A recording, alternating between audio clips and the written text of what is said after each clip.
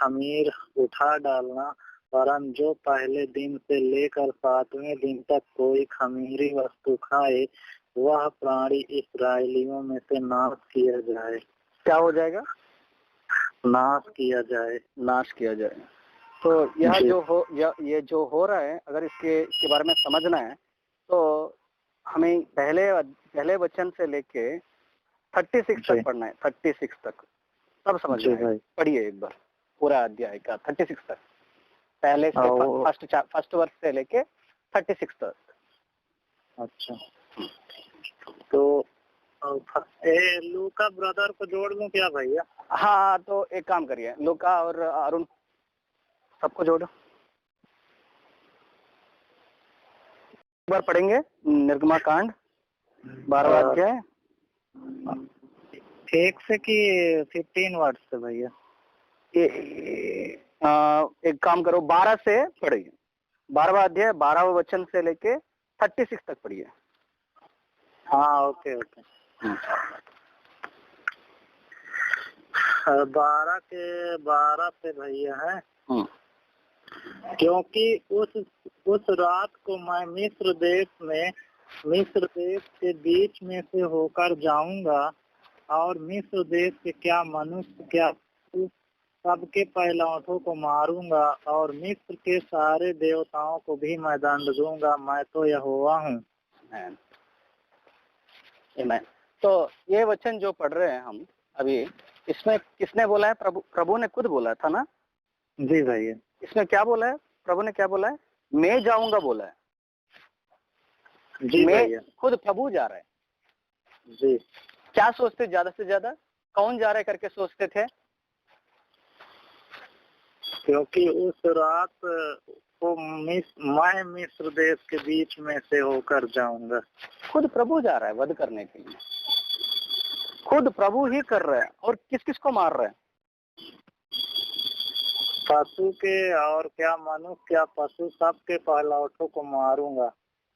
तो आज का जो चल रहा है वो कौन कर रहा है? ये वही चल रहा भैया। सीधी बात है। तो एक काम करेंगे, आज के लिए बस यही 12वां वचन पढ़ेंगे। इसमें ये लिखा है कि मैं करूंगा, है ना? मैं जी, खुद प्रभु करेंगे। यही वचन 11वां अध्याय में 4-5 वचन पढ़ेंगे। 11वां अध्याय 11 भैया। हाँ जी, 11वां अध्याय निर्गमाकांड 11वां अध्याय 4 और 5 वचन। हाँ।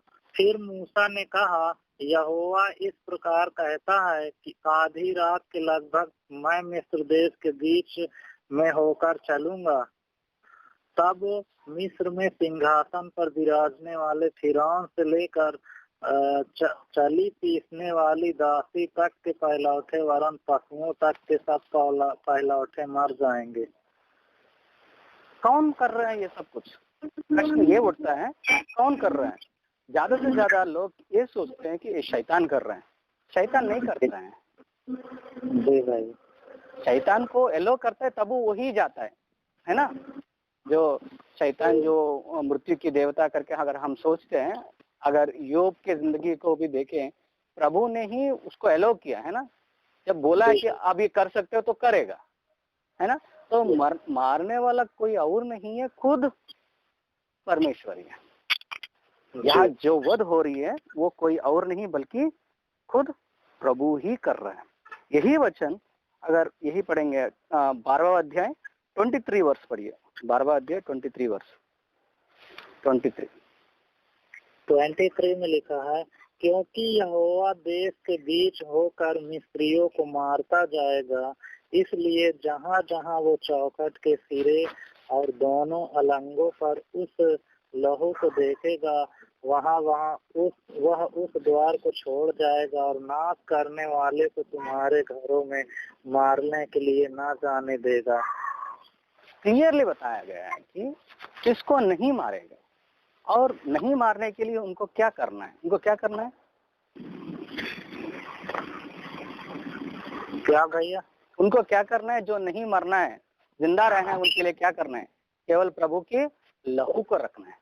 तो हमें मालूम है। हाँ, अलंगों पर चौखट के सिरे और दोनों अलंगों पर लहू को देखेगा, यानी लहू लगा हुआ देखेगा तो वहाँ वहाँ उस द्वार को छोड़ जाएगा। सही है ना। तो ये लहू जो है वो किसी और का नहीं है, भेड़ की नहीं है, ये किसकी है? खुद परमेश्वर की है। इसलिए जो भी प्रभु को मानते हैं, विश्वास करके परमेश्वर मेरा है, मेरे लिए मरा है, मेरे लिए ही उन्होंने है ना लहू बहाया है, जो उनको मानते हैं और उसके बाद उनके बच्चे बनते हैं, है ना, आत्मा में और पानी के माध्यम से जो बपतिस्मा लेता है वो सब लोग उनके बच्चे बन जाते हैं। तो उनको छोड़ देता है क्योंकि प्रभु का लहू उनके ऊपर रहता है, उनको छोड़ देते हैं, बाकी लोग सब लोग मर जाते हैं। और मरने वाला कौन है यहाँ? अगर पीछे आके फिर से एक बार पढ़ें 12वां का 12वां वचन, निर्गमा कांड का 12वां अध्याय 12वां वचन, किसको मार रहे हैं ब्रो? क्योंकि उस रात को मैं मिस्र देश के बीच में से होकर जाऊंगा और मिस्र देश के क्या मनुष्य क्या पशु सब के पहलौठों को मारूंगा और मिस्र देश के सारे देवताओं को भी दंड दूंगा, मैं तो यहोवा हूँ। वेरी क्लियरली बताया कि जो भी पहला जो जन्म लिया है वो मनुष्य हो सकता है या पशु हो सकता है, उन सबको मैं मार दूंगा। पहला का मतलब क्या है? पहला क्या होता है? पहला का मतलब भैया पहला जो तो देखते हैं पहला किस तरह किसको मार रहा है और किस तरह मार रहा है। उसी अध्याय में 29 वर्ष पढ़िए, 29, 12वां अध्याय 29 वर्ष। यहाँ पे लिखा भैया, और ऐसा हुआ कि आधी रात को यहोवा ने मिस्र देश में सिंहासन पर विराजने वाले फिरौन से लेकर गड्ढे में पड़े हुए बंधुए तक सब के पहलौठों को वरन पशुओं तक के सब पहलौठों को मार डाला। सबको मार डाला। हाँ जी। और फिरौन रात ही तो उठ बैठा और उसके सब कर्मचारी वरन सारे मिस्री उठे और मिस्र में बड़ा हाहाकार मचा, क्योंकि एक भी ऐसा घर न था जिसमें कोई मरा न हो। इतना हो रहा है, इतना है ना। तो ये पहले का मतलब क्या है? पहले का मतलब ये रहता है, हाँ पहले का मतलब थोड़ा इसको आत्मिक अर्थ में देखेंगे। पहला कुरान 15वां अध्याय 45 वर्ष, फर्स्ट कोरिन्थियंस, पहला कुरान 15 का 45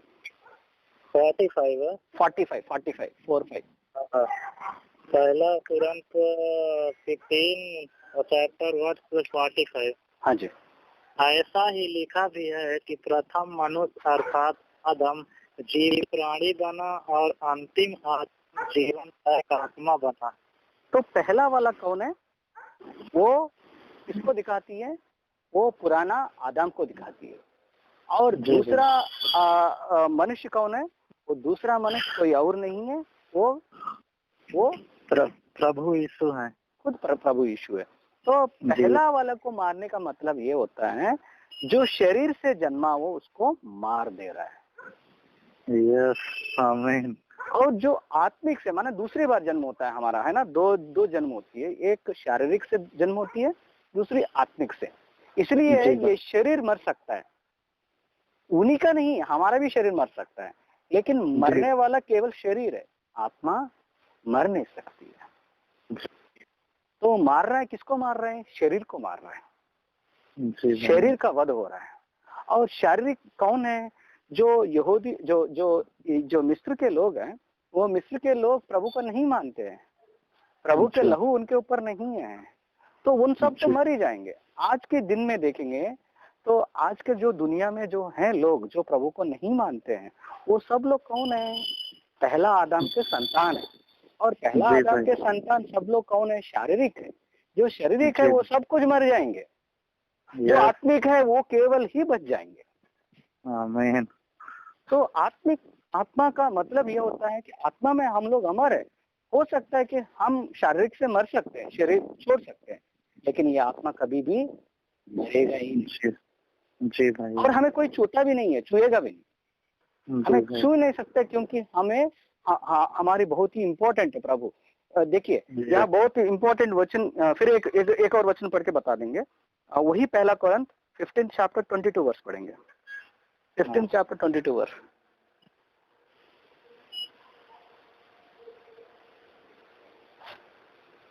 कोरिन्थ 15 चैप्टर 22 वर्ष। हाँ जी, यहाँ पर और जैसे आदम में सब मरते हैं वैसे ही मसीह में सब जिलाए जाएंगे। सीधी बात है। हम लोग शरीर से जो जन्मे हैं वो सब लोग, सबका मतलब, सब लोग का मतलब कौन है? मसीहा के लोग नहीं है क्या? मसीहा के लोग नहीं है क्या? यस, मसीहा के लोग भी हैं, लेकिन वो केवल मसीहा के लोग वो शारीरिक रूप से आदम में ही नहीं है, वो आत्मिक रूप से प्रभु में भी है। जी भैया। इसको क्या बोल सकते हैं? मानव चरित्र में दैविक चरित्र। जी भाई। केवल हमारा मानविक चरित्र ही नहीं है, माने मनुष्य ही नहीं है, हमारे अंदर प्रभु है। तो हम भी कौन है? प्रभु की संतान है, आत्मिक संतान है। आत्मा कभी नहीं मरेगी, मर सकती है तो शरीर। इसलिए प्रभु बोलता है मेरा वचन जो है, वो वचन जो है वो शरीर के लिए कुछ वो क्या उपयोग नहीं है, इतना ज्यादा नहीं है, लेकिन आत्मा के लिए ही है, क्योंकि आत्मा को जलाती है, वो जिंदा करती है। तो ये शरीर तो निष्प्रयोज है। हो सकता है हम भी मर सकते हैं, पहले तो मरेंगे नहीं, सीधी बात है, क्योंकि हमारे बहुत प्रभु का काम है, तो हमें ऐसा नहीं मार देगा, है ना? तो मरेंगे नहीं। अगर मर भी गए तो कहाँ मरे? मरे तो शरीर में मरे, लेकिन आत्मा में हमें कभी मर ही नहीं सकते। इसलिए जो भी मर जाते हैं प्रभु में, जो मसीहा में रहते हैं, उनको क्या बोलते हैं? भाई क्या हुआ, वो मर गए बोलता है क्या? नहीं, वो सो गए भैया। सो गए। सो का मतलब है कल फिर उठेगा, अभी तो फिलहाल सो रहा है, बस उतना ही है। तो इसका मतलब यही होता है कि शरीर मर सकता है, शरीर सो सकता है। शरीर तो गई, मिट्टी में आई, मिट्टी में गई, लेकिन हमारी आत्मा जो है वो तत्काल दिखाई नहीं देती है। तो वो भाई अभी दिखाई नहीं दे रहा है, सो रहा है, फिर उठेगा। तो हमारे लिए कुछ नहीं होगा। तो प्रभु वध किसको कर रहे हैं? प्रभु वध केवल शारीरिक संबंध जो लोग हैं उन्हीं को मार रहे हैं। आत्मिक संबंध वाले लोगों को कोई भी प्रभु छू रहा नहीं। तो पहले का मतलब ये होता है प्रभु किसको मार रहा है? केवल और केवल पहला आदम के संतान को मार रहा है, उनके अलावा और किसी और को नहीं मार रहा नहीं है प्रभु। और इसके साथ साथ अगर दूसरा थोड़ा और पढ़ेंगे, एफेसियों का पहला अध्याय 7वां वचन।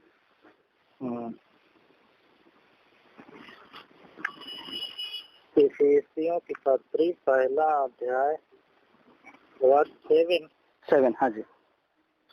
हमको उसमें उसके लहू के द्वारा छुटकारा अर्थात अपराधों की क्षमा उसके उस अनुग्रह के धन के अनुसार मिला है, जिसे उसने सारे ज्ञान और समझ सहित हम पर बहुतायत से किया। सीधी बात है। देखिए हमारा छुटकारा क्यों हुआ, हमें छुटकारा क्यों मिला है, क्यों नहीं मिला? उसके लहू से भैया, केवल और केवल प्रभु के लहू। अपने अच्छे करपुतन से नहीं, अपने पुण्य कार्य से नहीं हुए, अपने हमारे भलाई से नहीं हुआ कि हम अच्छे लोग हैं इसलिए हम लोग बच गए, नहीं बचे। एक्चुअली सच बताएं तो इस्राएली यहूदी लोग जो है, यहूदी लोग इतने अच्छे भी नहीं है, क्योंकि वो लोग बाहर आने के बाद उनके भाषा देखें, उनके रहन सहन देखे, अरे छोटे छोटे बातों पे वो छिड़ जाते हैं प्रभु को, है ना? वो ऐसे बात करते हैं कि प्रभु तूने क्या किया, है ना? उनका छोड़ दो ना, अपने खुद के बारे में बात करो। अगर कुछ ऐसी परिस्थिति आ गई तो खुद हम भी हमारा पूरा नंगापन दिखा देते, पूरे विश्वास खो लेते हैं ना। तो ये हम में इतने बड़े आत्मिक बड़े लोग हैं ऐसा नहीं है, हम भी यहूदी लोगों की तरह ही है। हमें अच्छा करके प्रभु ने नहीं चुना है, प्रभु ने प्यार किया है यार, इसलिए हमें बस चुन लिया बस, और चुना उस तरह के लोगों को जो निर्बुद्धि लोग है, जो ज्ञानी नहीं है, जो बेकार है इस दुनिया में, जो बेकार पूरा जो है ना कूड़ा करकट, उसको चुना है प्रभु ने। जी भैया, हमें अच्छे लोग है करके नहीं चुना है, हम लोग एकदम बकवास लोग हैं, बेकार लोग हैं। उस तरह के लोगों को प्रभु ने बोला ये मेरा संतान है, इनको मैं चुना। दुनिया पूरा टुकराया, प्रभु ने हमें स्वीकारा। प्रभु ने बोला आज से ये मेरा है ना। तो जी और आज हम जिंदा है ये केवल और केवल उनके लहू के वजह से ही हम जिंदा है। और उस लहू से केवल हमारे पाप ही नहीं है, हमारे जो भी अपराध है आज भी हो सकते हैं, कुछ भी है ना, बोल सकते हैं, झूठ बोलते हैं, है ना, कुछ गलत काम करते हैं, ये सब कुछ क्या करेगा, अगर प्रभु की तरफ मुड़े और प्रभु से पूछे प्रभु मैंने गलत किया मुझे माफ करो, तो उनकी लहू क्या कर देती है, हमें आज भी शुद्ध करती है, शुद्ध कर देती है, आज भी कर शुद्ध करती है। जब आप बपतिस्मा लिया उसी दिन नहीं, आज अभी भी। जी भाई, क्योंकि सोच प्रेजेंट पास्ट और फ्यूचर तीनों मिला के प्रभु ने हमारे गुनाहों को क्षमा किया। सही है। आज केवल आज बपतिस्मा लिया तो आज ही छुटकारा किया और कल कुछ कर दिया पाप तो छुटकारा नहीं हुआ, ऐसा नहीं है। ये उनकी लहू है, इतनी प्यारी है कि हमारे लिए बस है ना शुद्ध कर रही है प्रभु। तो बात यह है कि प्रभु जब आया था, यहोवा है ना, परमेश्वर जब आ रहा था, परमेश्वर केवल और केवल लहू को देखा। अंदर संजीत बेटा या राजेश बेटा या कोई और बेटा है वो उनको नहीं देखा है। अच्छा आदमी बेटा है कि बुरा आदमी को नहीं देखा है। हम अच्छा भी हो सकते हैं, बुरा भी हो सकते हैं, उससे कुछ मतलब नहीं। प्रभु किसको देख रहे हैं? लहू को भाई, केवल और लहू, उनके लहू। कौन है? किसके लहू है? उनके बेटे का लहू है, जो एकलौता बेटा का उन्होंने वध किया है, हमारे लिए बलिदान किया है। उस बेटे का प्यार को देख रहे हैं। उस बेटे के प्यार को देख के पप्पा क्या कर रहा है, हमें माफ कर रहा है और हमें रक्षा कर रहा है, सुरक्षित हम इसलिए है क्योंकि परमेश्वर का लहू हमारे ऊपर है ना। और दूसरा है कि ये पहला कुरंत पहला अध्याय 30वां वचन 30 वर्ड, हाँ जी 130 first Corinthians first chapter 30th verse.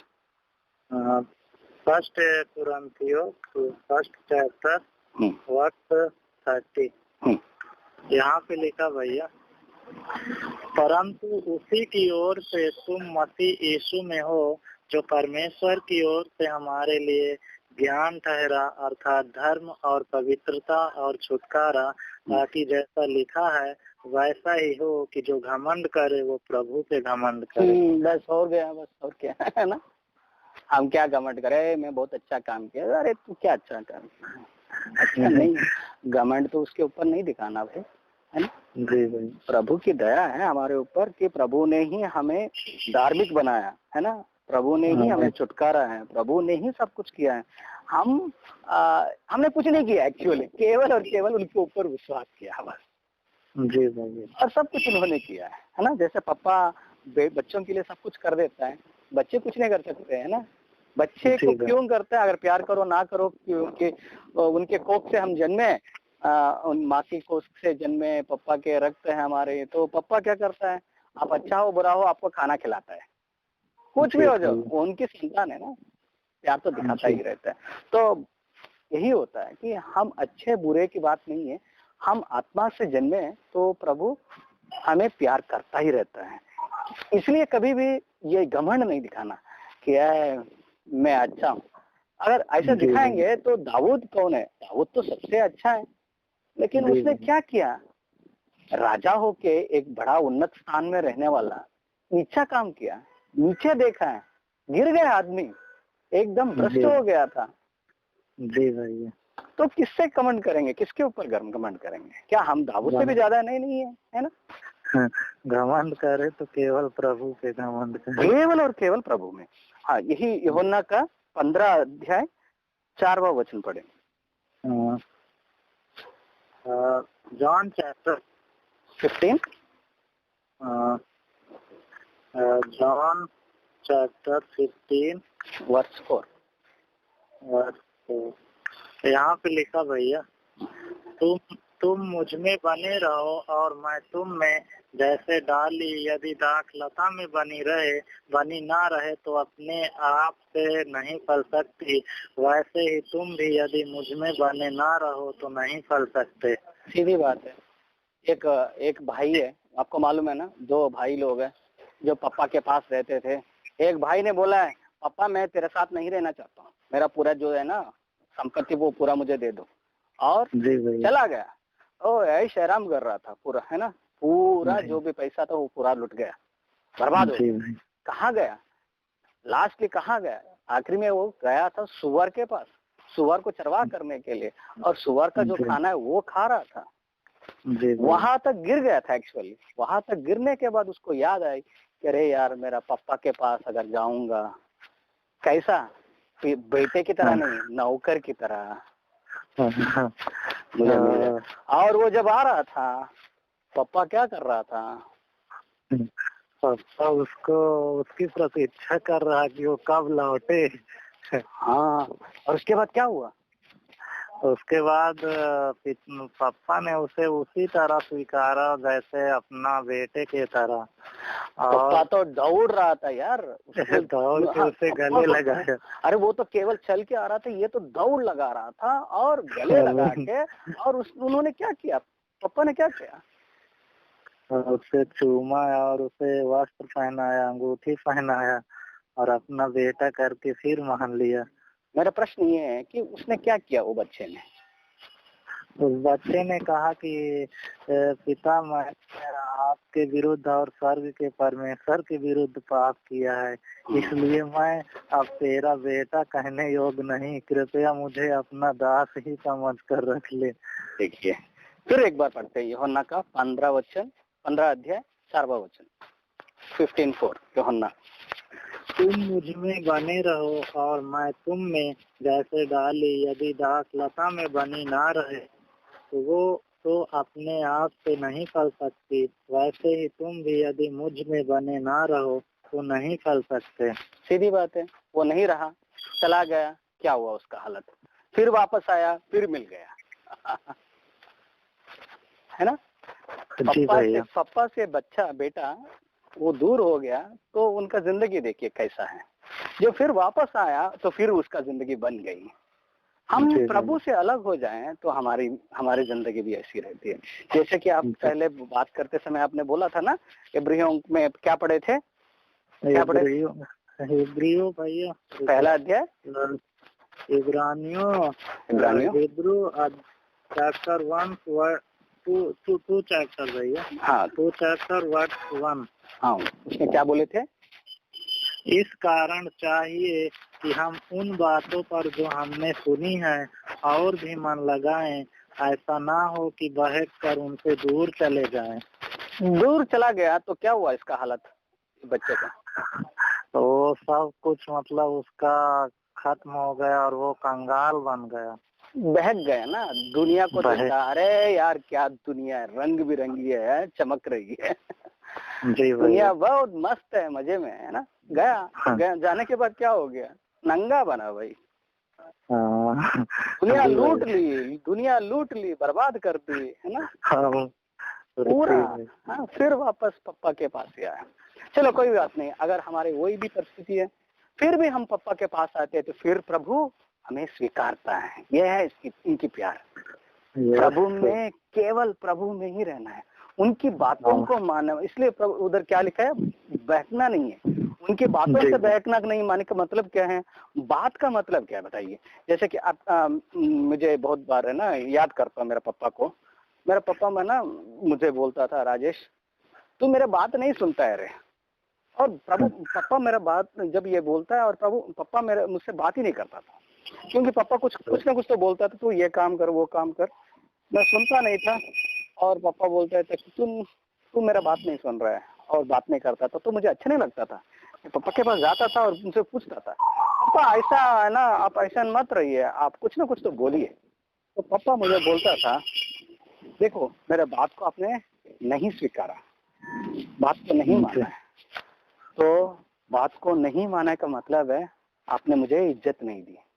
बात को नहीं मानना का मतलब है परमेश्वर को इज्जत ना देना। जी भाई, आमीन। प्रभु के बात को टालना मत। प्रभु के बात बहुत ही अनमोल है। जब भी मैं आज मेरे पापा को याद करता हूँ मैं बहुत दुखित होता हूँ। जब मेरे पापा जीवित थे मैंने उनकी बात को नहीं माना। आज पापा फिर वापस नहीं आएगा ना, पापा से गुजर गए, लेकिन उनकी बातें जो बात की है और मैंने जो बराबर नहीं रहा, वो बातें बहुत दर्द लगती है कि मैंने ठीक नहीं रहा यार।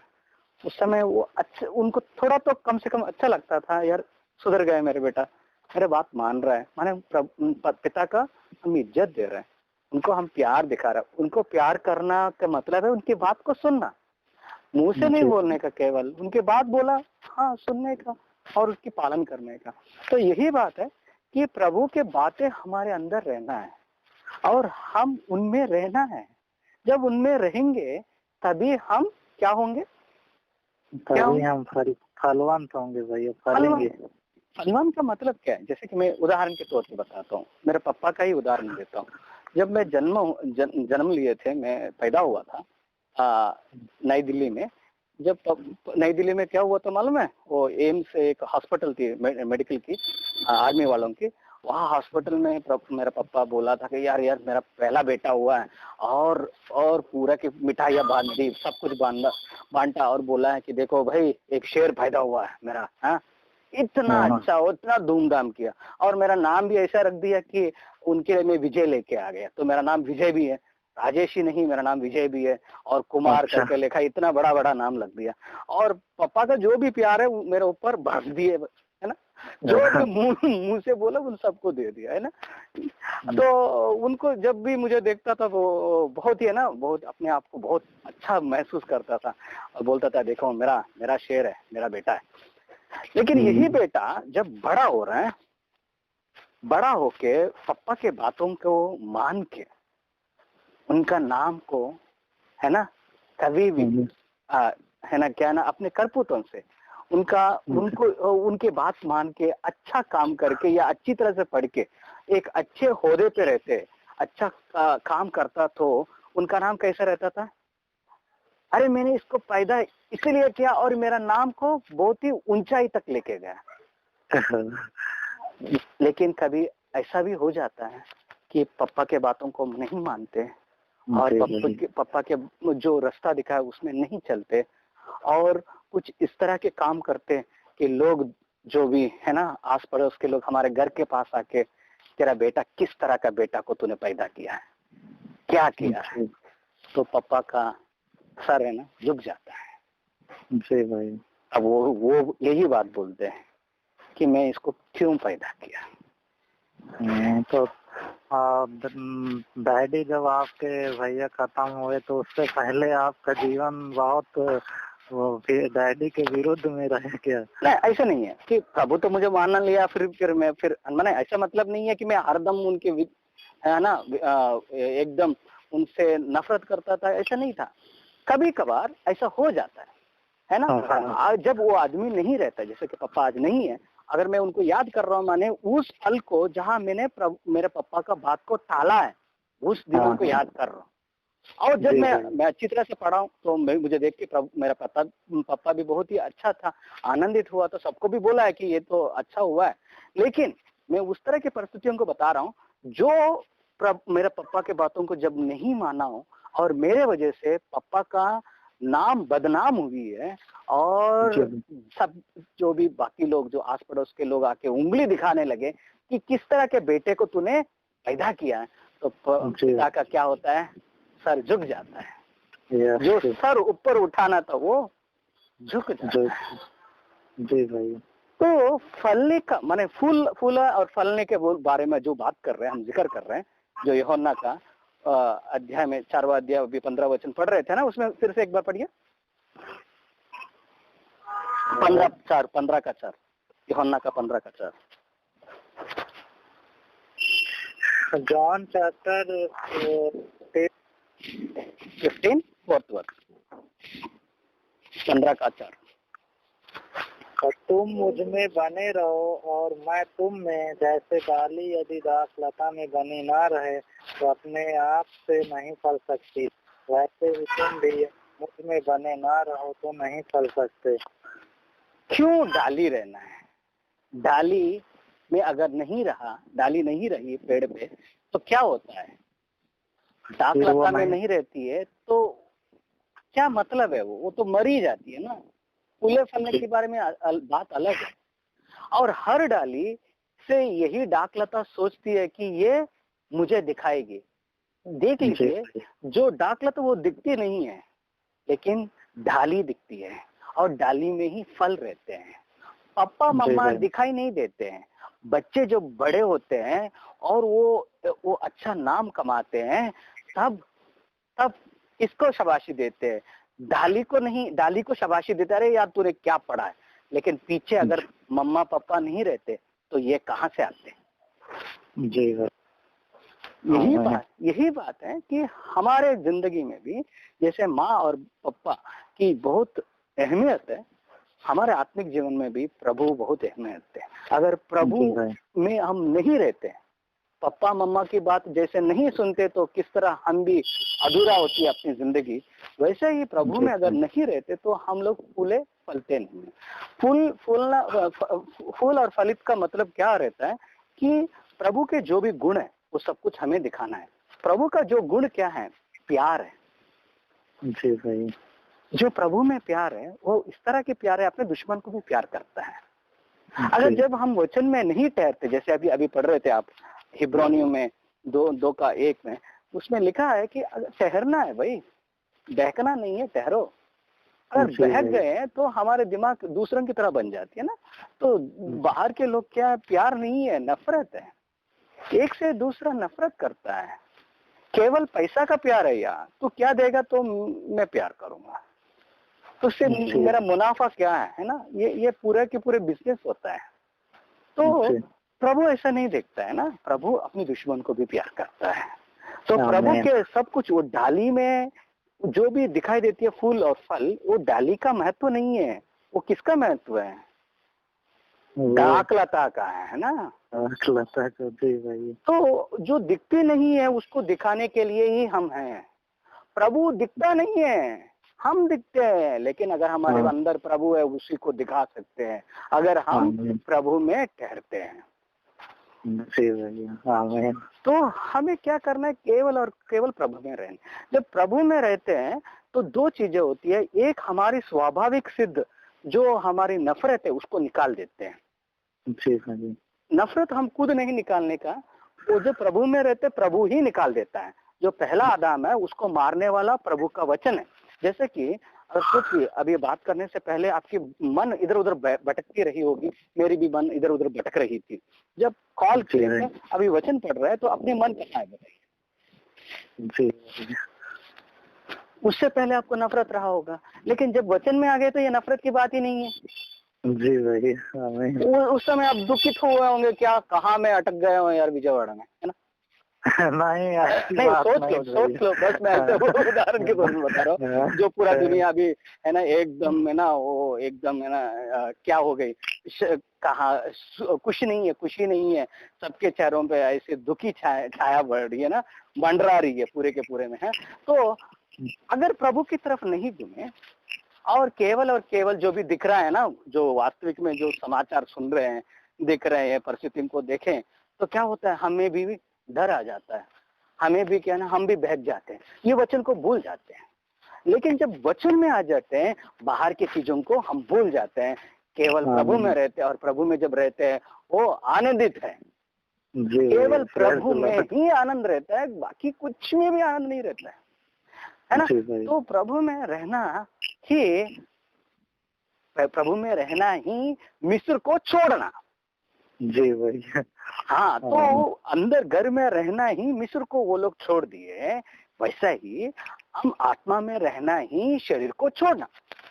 शरीर संबंध पूरा छोड़ने का मतलब है कि पहले हम आत्मा में रहे, और जब प्रभु आत्मा में हम रहते हैं, वचन में जब रहते हैं, हम बाकी वचन को छोड़ देते हैं। माने बाकी वचन का मतलब है जो भी बातें करते हैं ना, वो सबको बातों को छोड़ देते हैं। अगर प्रभु में रहते हैं, उनका जो भी गुणगान है वो सब कुछ हम फूल और फल को हम दिखाते हैं।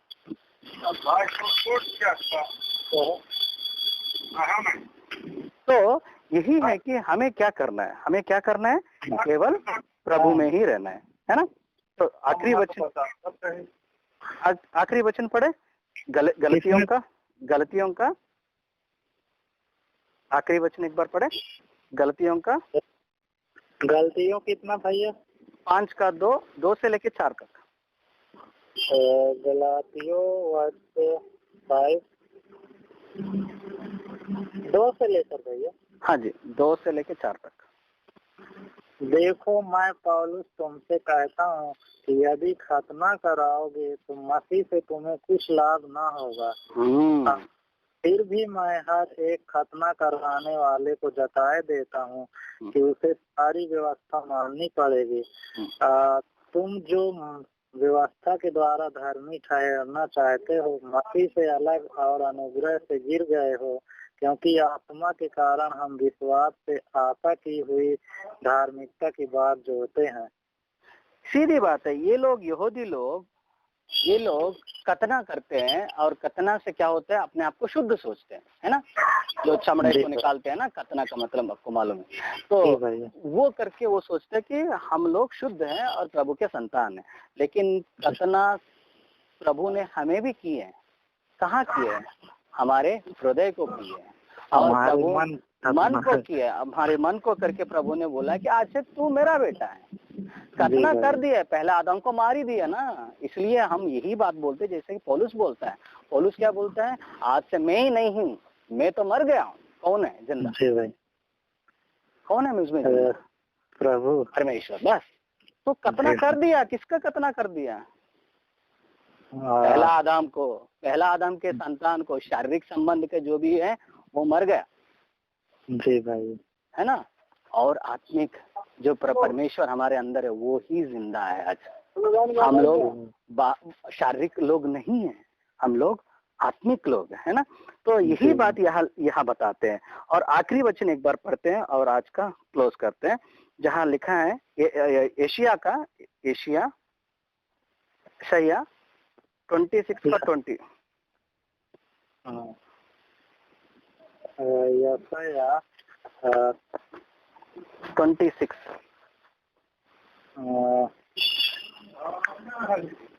the book of Yesaya 26:20। जी। हे मेरे लोगों, आओ अपनी अपनी कोठरी में प्रवेश करके किवाड़ों को बंद करो। थोड़ी देर तक जब तक क्रोध शांत न हो तब तक अपने को छिपा रखो, क्योंकि देखो यहोवा पृथ्वी के निवासियों का अधर्म का दंड देने के लिए अपने स्थान से चला आता है, और पृथ्वी अपना खून प्रकट करेगी और घात किए हुओं को और अधिक ना छिपा रखेगी। आज हमें क्या करना है? किवाड़ बंद करके चुपचाप रहना। हाँ प्रभु, आप हमें मदद करें प्रभु। अब वध कर रहे हैं जो भी प्रभु मिस्र के संबंध है प्रभु। जो पहला आदम है वो प्रभु, वो बाहर ही नहीं हमारे शरीर में भी है, उसको आप वध कर रहे हैं प्रभु। हम तो मरे हुए हैं प्रभु, हम शरीर के संबंध में हम मरे हुए हैं, आत्मा में हम जिंदा हैं प्रभु। आपने हमसे बात किया कि हमें आप में ठहरना है, आपके बात को मानना है प्रभु। हम अंदर ही रहना है, बाहर नहीं आना है, आत्मा में ही रहें, शरीर में ना आए प्रभु। शरीर में आए तो हमारा भी वध हो सकता है प्रभु। हम बाहर नहीं आना चाहते हैं। आप डाक लता हो, हम डाली है प्रभु। अगर बाहर आ गए तो मर गए, अगर अंदर रहें तो हम जीवित हैं प्रभु। हम जीवित और आपके फल और फूल को हम दिखाएं प्रभु। हमारी मदद करें प्रभु। ओ बेटा जो आपको नहीं मान के फिर वापस गया, दुनिया पूरा घुमा और बर्बाद होके फिर वापस आया प्रभु। ओ प्रभु, आपसे दूर होके रहेंगे तो हम प्रभु वो बच्चे की तरह बन जाते हैं प्रभु। हम कभी भी आपसे दूर नहीं होना चाहते हैं प्रभु, आप में ही रहना चाहते हैं। दुनिया पूरा प्रभु मृत्यु में है प्रभु, वो मरण में है प्रभु। ओ प्रभु, दुनिया के जो भी संबंध है प्रभु, वो जो भी वो विषय है प्रभु, वो सब कुछ मार डालती है प्रभु। ओ प्रभु, हमें दुनिया से कुछ संबंध ना रखे प्रभु। हमारे संबंध केवल और केवल आत्मा में और आप में है प्रभु। आप डाक लता हो, हम डाली है प्रभु। आप में ही रहने के लिए हमारी ताकत दीजिए प्रभु, हमारी मदद करिए प्रभु। O Lord Jesus, O Lord Jesus, thank you Lord. हम धन्यवाद करते हैं खुदावन आपके चरणों के पास आते पिता, आज के सुंदर से वचनों के लिए प्रभु जो आपने हमें दिए प्रभु। ये वचन हमारे हृदय रूपी कटिए में बसने पाए, और प्रभु हम तेरा भय मान के कभी भी भटकने ना पाए प्रभु। आपका वचन कहता है, तेरा वचन हमारे पाँव के लिए दीपक और हमारे मार्ग के लिए उजियाला है प्रभु। तेरा वचन ही हमारा मार्गदर्शन करने वाला है। प्रभु जब हम दुनिया की ओर देखते हैं तो हम भी चिंता से घिर जाते हैं।